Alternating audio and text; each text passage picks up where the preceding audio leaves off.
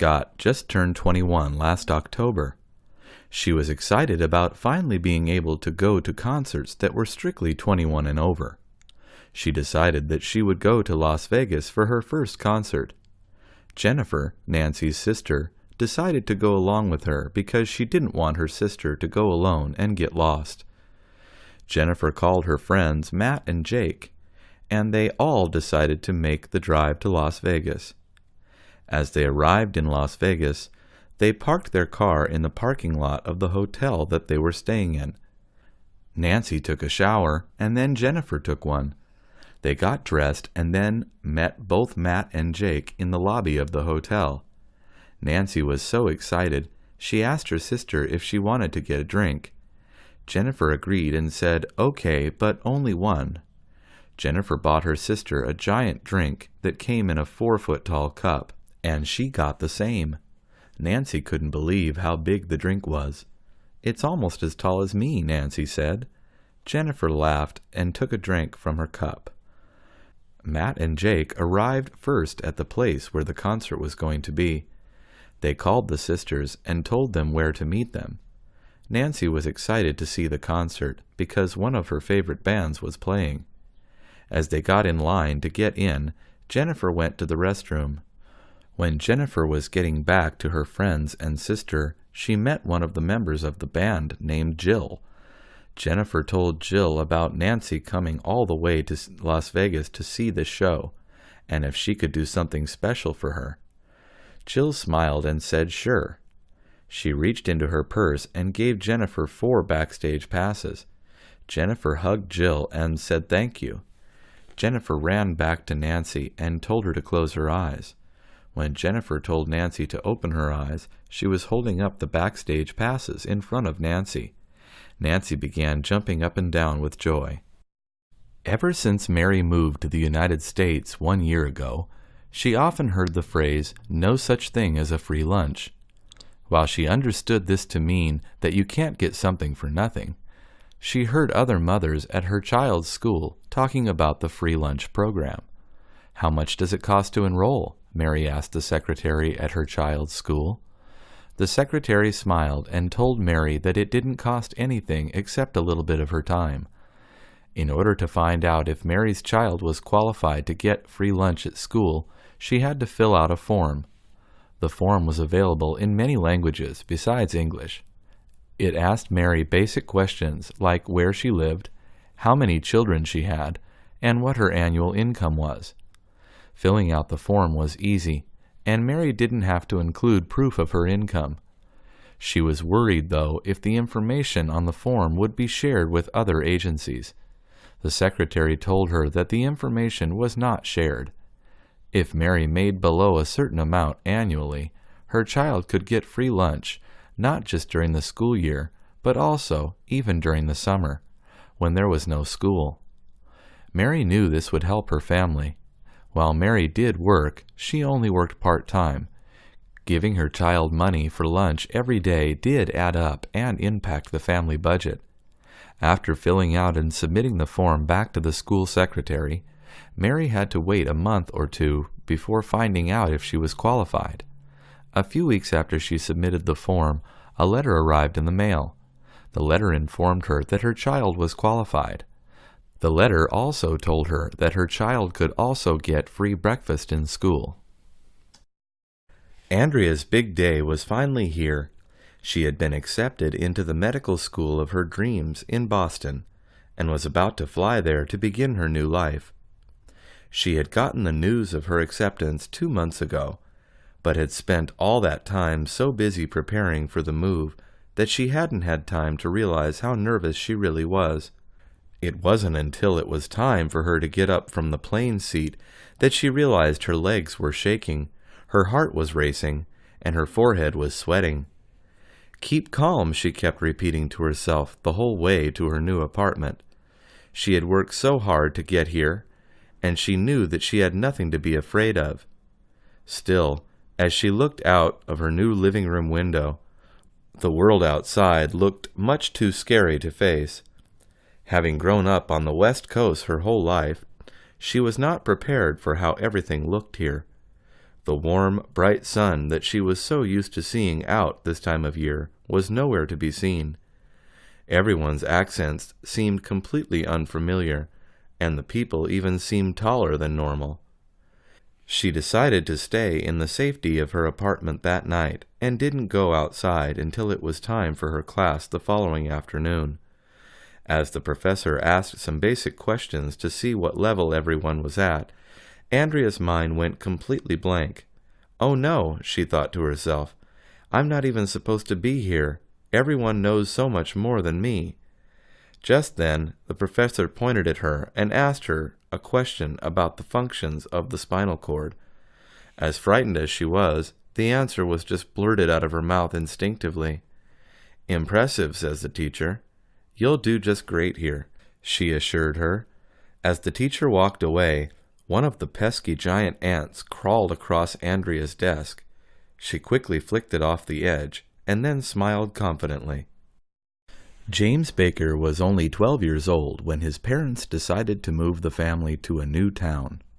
At first, James was heartbroken because he had to leave his friends behind.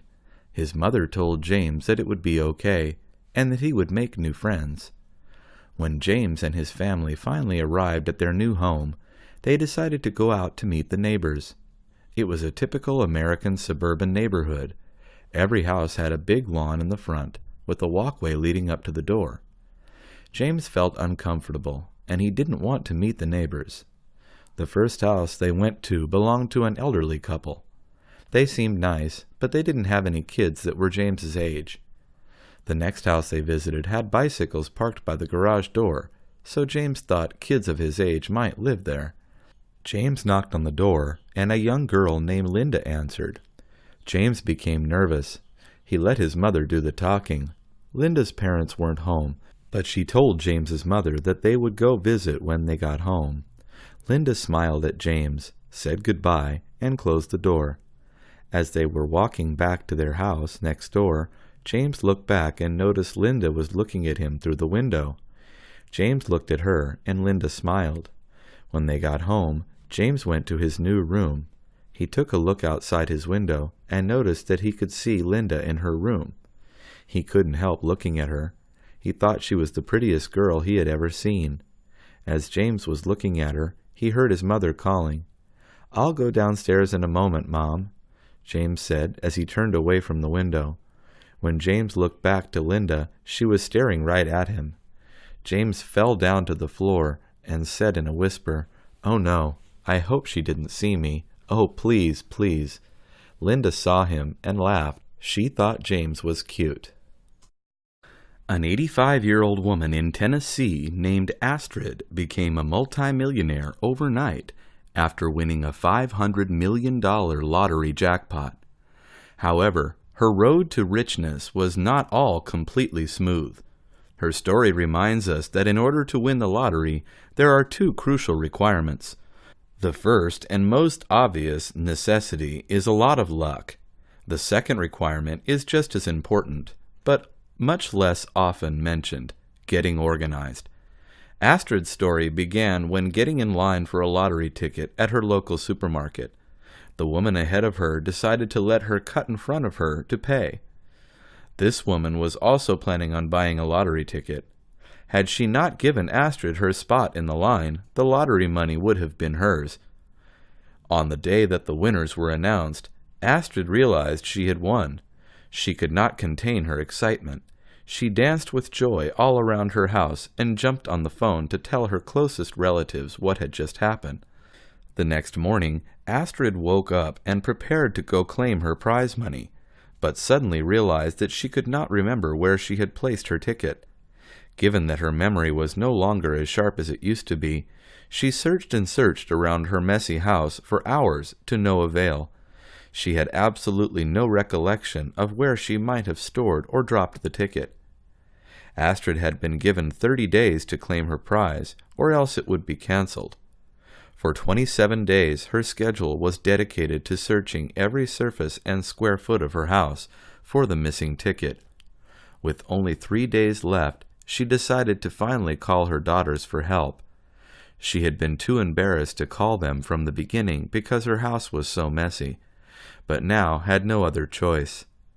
Figuring that helping their mother find the ticket would probably secure at least an extra $1 million for them, all three of Astrid's daughters immediately sped over to her house. Within the first half hour of searching, the youngest of the daughters hollered, "I found it!" It turned out Astrid had left it in a dish cabinet. "Oh, thank you, daughter," Astrid cried. "I owe you so much." Her daughter's smile glistened with pride as her two sisters scowled at her from the next room. On December 26, 2004, a 10-minute-long earthquake with a 9.3 magnitude occurred in the Indian Ocean. This massive earthquake, which is the third strongest ever recorded in history, triggered various powerful tsunamis that reached over a dozen countries' shores. Nearly 230,000 people were killed by the catastrophe, and hundreds of thousands of others ended up injured or missing. In the midst of all the devastation caused by this disaster, many amazing and inspiring survival stories have emerged. One of the most extraordinary of these is the story of a young girl named Wati. The tsunami struck her hometown of Aceh when she was only 8 years old. Like so many others, the powerful waves separated her from her family, and she ended up being washed into an unknown town. After many years of searching for her, her family gave up and assumed that she had died after being swept away. Miraculously, Wati was returned to her parents 7 years later, at the age of 15. According to Wati, she had been adopted by a stranger who found her on the streets after the tsunami. Although the woman took her in to live with her, she forced Wati to beg on the streets and would often beat her if she did not make enough money. The girl had tried to find her family by asking for help from strangers, but did not remember the names of her parents and could only vaguely remember that she had a grandfather named Ibrahim. Finally, one day, a cab driver who heard Wati's story happened to know an old man with that name in a nearby town and decided to take her to him. Although the old man did not recognize her at first, he took Wati to see his daughter. "When I saw my mother, I knew it was her," said the 15-year-old. "I just knew." The parents were able to confirm that it really was their daughter based on a scar and birthmark on the girl's hip. This miraculous story is unfortunately one of the only confirmed reunions among families that were separated by the disaster. For the past week, Elizabeth would come home from work and discover that her apartment smelled like cigarette smoke. She did not know where the smell was coming from. Elizabeth didn't smoke. No one else had the key to her apartment to smoke inside while she was at work. The smell of smoke especially bothered her because she had asthma. One day Elizabeth stayed home from work because she was expecting a package. When she woke up that morning, the apartment smelled fine. At 1 in the afternoon, Elizabeth went into the kitchen to make a sandwich for lunch. That was when she noticed the smell of cigarette smoke. She called the building superintendent. By the time he arrived at Elizabeth's apartment, the whole place smelled like cigarette smoke. The super told Elizabeth he was pretty sure the smoke was coming through the vents from her new downstairs neighbor. The neighbor was a smoker. The super told Elizabeth there was nothing to be done. The building was really old, and the vents couldn't be sealed. It was also perfectly legal for the downstairs neighbor to smoke in his apartment. He suggested that Elizabeth buy an air filter and see if that would help. Elizabeth bought an air filter but didn't find it to be enough. Her asthma was getting worse. Her clothes and furniture were beginning to smell like cigarette smoke, too. Elizabeth decided to go downstairs and talk to the neighbor. She was going to ask him not to smoke in his apartment. Elizabeth knocked on the door. When he opened the door, a huge wave of cigarette smoke came out. Elizabeth began coughing violently. The neighbor gave Elizabeth a disgusted look. "Are you trying to get me sick?" the neighbor asked her. Elizabeth couldn't believe what he was saying. "No, but you are," she said. Ron was excited to show his wife Debbie what he had bought at the home improvement store. Debbie, however, was not impressed when she saw the big black plastic bin. She thought it was a garbage can. "We have a garbage can already. Why did you get another one?" Debbie asked. She seemed annoyed. Ron explained that it was not a garbage can. It was a compost bin. Ron explained that a compost bin was a place where they could put any organic waste, like fallen leaves, grass clippings, and fruit and vegetable peels. "Why can't we just throw that in the trash?" Debbie asked. She really didn't want extra work for herself. Ron explained that it was good for the environment. About 30% of all garbage in the United States is made up of waste from food and yards. Not only would they produce less garbage, they would also make compost, which was rich soil. It would help Debbie's flowers. She could have the beautiful garden she always dreamed of. Ron explained that little by little, inside the bin, the food scraps and green waste would create a pile. The pile would naturally break down. "Where are we keeping this pile?" Debbie asked. Ron said that the bin would go in the backyard. Debbie wasn't convinced. She was worried about rats and roaches. Ron explained that as long as they didn't put any meat scraps or oily items in the compost bin, then rats wouldn't be a problem. Roaches, however, were a natural part of the materials breaking down. Ron was especially excited about what he bought to put in the compost bin. He pulled out a small box and gave it to Debbie. She opened it and screamed before dropping the box on the floor. The box was filled with worms. Donald had a rough morning. He had an argument with his wife, so he thought it would be a good idea to finish a 6-pack of beer and a handful of prescription pain pills. This would have been fine if he stayed inside his house. Instead, drunk and high, Donald began to harass his next-door neighbor. First he banged on his neighbor's door, then he broke the glass panel of a porch light. Finally, he ripped the light's wires out of the wall. That was the last straw. The neighbor called the police. The police came and arrested Donald for public intoxication and disturbing the peace. Donald was taken to a nearby jail. His stay only lasted a few hours. As soon as he was more sober, the police released him. Apparently, Donald wasn't quite sober enough, though. When he was released, Donald realized he was pretty far from his home. He didn't feel like walking almost 2 miles, so he called his friend from the jail to come get him. But Donald was getting impatient. When a woman got out of her car in the parking lot, he tried to get in. The woman screamed for help. Donald screamed, "But this is my car." The woman kept screaming, and Donald got out.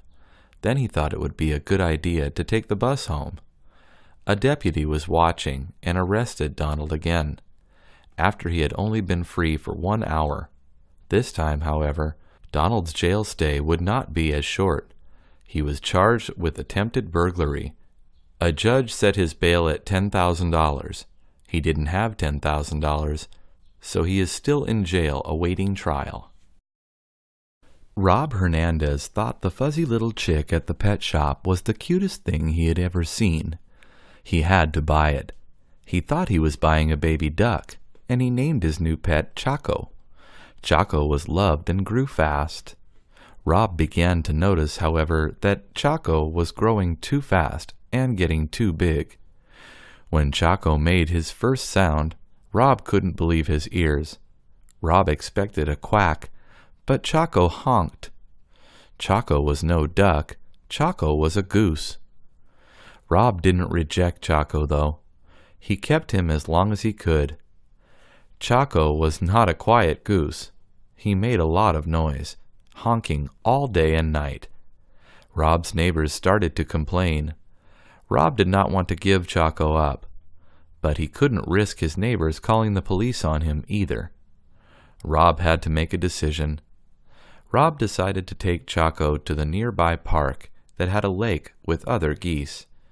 Rob felt sad leaving Chaco, and he was pretty sure his feathered friend felt sad too. Rob goes twice a week to the park to visit Chaco so that both the goose and the owner are less sad. When Rob goes to visit, Chaco swims across the lake right into Rob's arms. Sometimes Chaco will even give Rob a little peck, a goose's way of giving a kiss.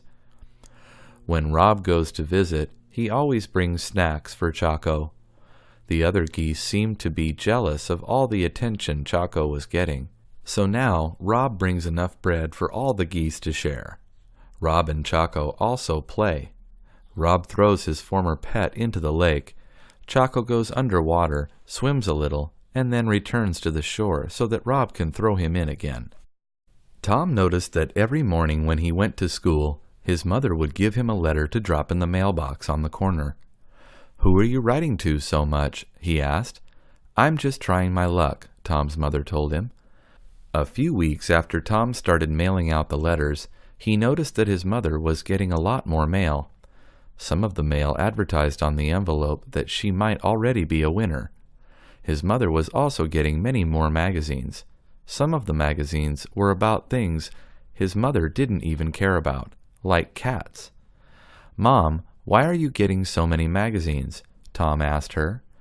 She told him that she had been entering contests and that part of the process included subscribing to magazines. "It will increase my chances of winning the jackpot," she told him. Soon the family mailbox was filled with more contests, announcements, magazines, and bills. Tom's mother was surprised. She didn't think that checking off the boxes of magazines that looked interesting and affixing stickers to the return forms would cost her. She was spending more and more money and hadn't won anything. She wanted to be like the people in the commercials she saw on television. People bringing balloons and oversized checks surprised those people who entered the contests. Tom read the fine print. The magazines weren't free, and Tom's mother was not increasing her chances of winning anything by subscribing. Tom did some research and found out there had even been lawsuits against the companies running the contests and selling magazine subscriptions. Tom's mother felt bad. "It pays to win, Mom, but you can't pay to win," Tom told her. Tom's mother wondered what she was going to do with all these magazines. My best friend's name is Joseph Taylor, but he prefers to be called Joe. He does a lot of stupid stuff, and it usually gets him in trouble. The other day, while he was trying to impress some girls, he fell off his skateboard and broke his arm. Joe had to get his arm in a cast. He told me it was worth it. He had already gotten 3 phone numbers from the girls he was trying to impress. I always love Joe coming over to my house because it makes my day more exciting. After he showed me his arm, Joe asked me if I wanted to go to the mall. "Sure, why not?" I said. I asked my mom for permission, and she said yes. When we got to the mall, Joe wanted to get something to eat, so we went to McDonald's. We got 2 hamburgers and 2 sodas, and then we went walking around the mall. For some reason, Joe always liked stealing things from the stores at the mall. I never understood why he stole the things he did.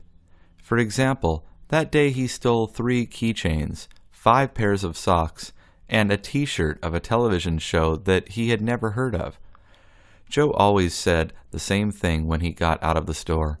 "I love the rush of stealing." I always looked at him, shook my head, and called him an idiot. The worst was yet to come. When we were leaving the mall to go catch the bus, a security guard grabbed Joe and me by the shoulders and told us we couldn't leave. The security guard took us to his office and called our parents. I was worried because I knew my dad would yell at me. Joe, on the other hand, was laughing and was telling me jokes.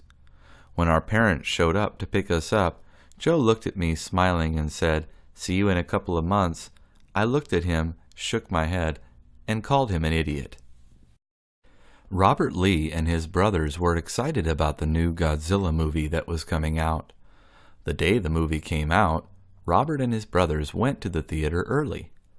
Robert's brothers wanted to see another movie first, and then they wanted to sneak into Godzilla. Robert didn't mind because he liked going to the movies. When they got to the theater, Robert bought his brothers popcorn, soda, and some candy. When they got everything, they went to find their seats. Robert's brothers didn't like the first movie they watched. but they were excited to see Godzilla.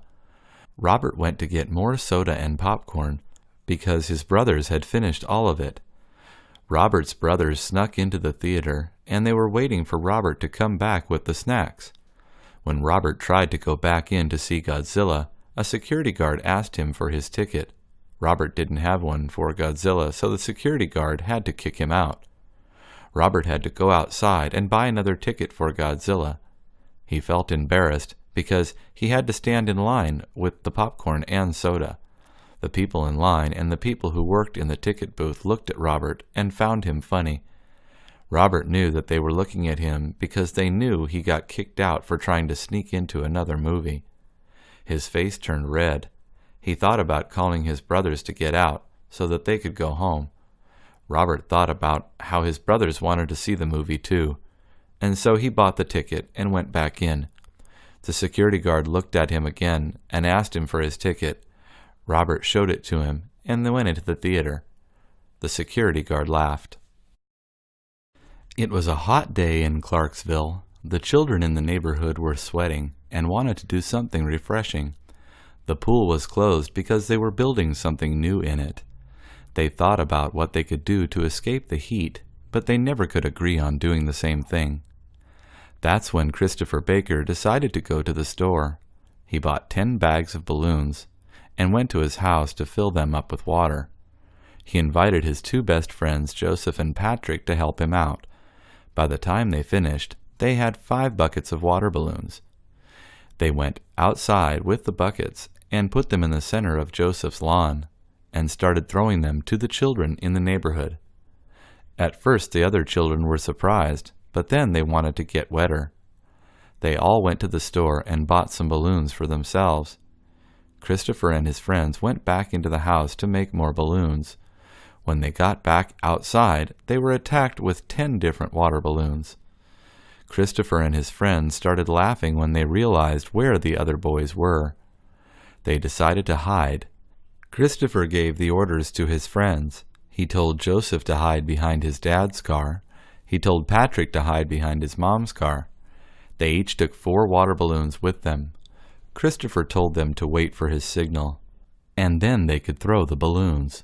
Christopher knew where 3 of the boys were hiding, so he went running and attacked them with 5 water balloons. Christopher then ran back to the place where he was hiding, but the boys were coming after him. Christopher yelled out, "Now!" Joseph and Patrick came out of hiding and attacked the boys with their water balloons. The boys went back. Christopher and his friends started laughing. Jamie, a new immigrant, was attending his daughter's first performance in a school play. His daughter, Carol, was 5 years old. She was a kindergarten student at the local public school. Carol did not have a very big role in the school play. She was playing a rain cloud in a play about the drought in California. Carol had one line. Her line was, "I'm sad enough to cry about how dry the state is." Jamie and his wife made sure to arrive early so they could get a good seat in the auditorium. They secured seats in the front row. Before the show began, the school principal made an introductory speech. The speech was about how hard the students and teachers worked together to make the play possible. At the end of the speech, the principal said, "Let's give the school staff a hand."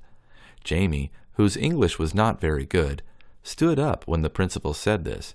He knew that when people said to give someone a hand, they meant they needed help. Jamie always wanted to help, especially at his daughter's school. Jamie thought maybe they needed help backstage. Jamie's wife put her arm in front of her husband. "Where are you going?" she whispered. "They need a hand," Jamie whispered back. His wife explained that to give someone a hand could also mean to applaud them. "They don't need help, they just want us to clap," Jamie's wife said. Jamie felt a little embarrassed. He sat back down and began clapping along with the rest of the audience. Jamie thought to himself that someone needed to give the English language a hand. How could one phrase mean 2 different things? He meant the English language needed help. Michael Hall always loved playing basketball with his brother Scott. They lived next to a park, and they went to play basketball at the park every day. Michael was a junior at his college, and Scott was a freshman. They both tried out for the college team, but were so nervous during the tryouts that they didn't make it. One day, while they were playing basketball, Michael noticed that a guy was watching them play. When Michael and Scott finished playing, the guy who was watching them went up to Michael. "You guys have some skills," the guy said. Michael finally realized who the man was. It was Charles King, a famous basketball player. Charles told them that he used to play basketball at that park too when he was younger. Charles asked them if they played for school or if they had a team with friends. They said they didn't make it into their school's team. "I never made it onto my school's basketball team either," Charles said. Charles asked the brothers if they wanted to play a game of 2-on-1. They happily said yes. Charles won, of course, but he told the brothers that they were really good. Charles then told the brothers that he was starting a basketball camp at his old high school, and if they were interested, they could join it for free. The brothers had heard about it and said that they would love to join. "We just have to ask our mothers," Scott said. Charles laughed and said, "Of course, you don't want to get Mom mad." The two brothers ran back home, and they told their mom about what had happened in the park. She told them that they could join as long as they kept up with their homework and their classes. The brothers agreed and went back to the park to practice.